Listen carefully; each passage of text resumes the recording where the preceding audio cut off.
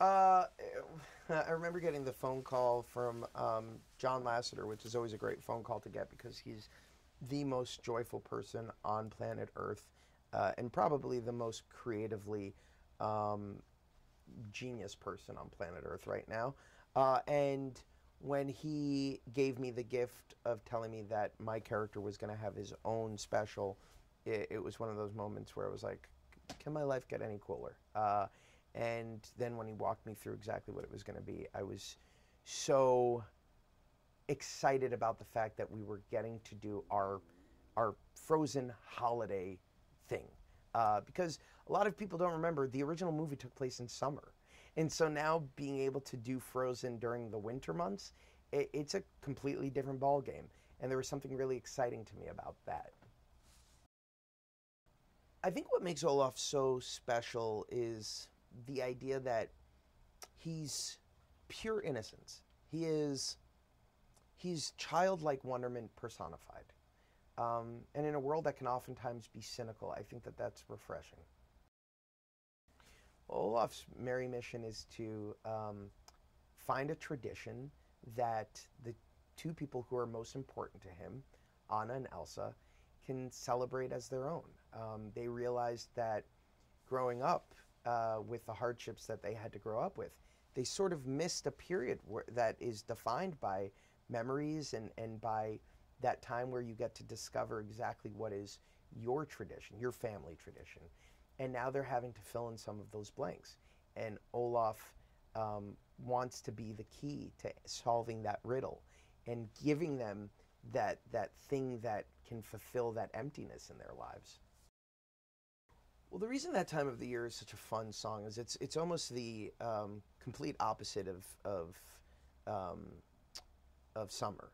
Summer is a song that is defined by Olaf looking at a situation and being like, okay, this is my perception of what it would be like to celebrate summer, not knowing the fact that he's going to melt.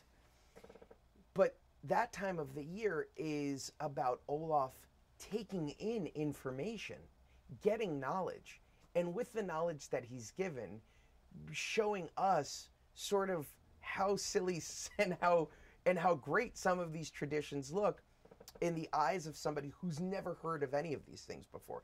And there's so much comedy to mine from looking at something that we sort of take for granted, like a man comes down the chimney once a year and gives presents.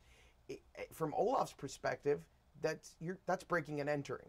And that's such a great way of sort of taking, again, something that we all have this idea of and flipping it on its head. Olaf's relationship with Anna and Elsa, Kristoff and Sven, is family.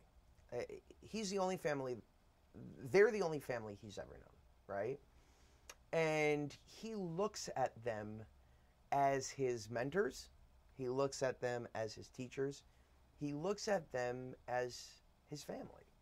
And he learns from them. And along the way, I think sometimes he teaches them. And that's the incredible symbiotic relationship that these characters all have with each other, is starting with Frozen and continuing through the first short that we did, and now Olaf's Frozen Adventure and the upcoming sequel. Each of these characters is going on this journey of self-discovery, and each of them is filling in the blanks, right, for each other. And despite their own journey of self-discovery, they're all learning something about each other in that process. And I think that for Olaf, it's no different. My favorite holiday tradition is discovering new holiday traditions that I didn't know anything about. So growing up in my household, we celebrated Hanukkah. When I got married, I started to learn all about Christmas, learned about what it takes to put up a Christmas tree, also what it takes to put Christmas lights around your house without burning down your house and the neighborhood. And so that for me has been a great tradition, is teaching my kids all about all of these various things, but also in the process learning about them myself.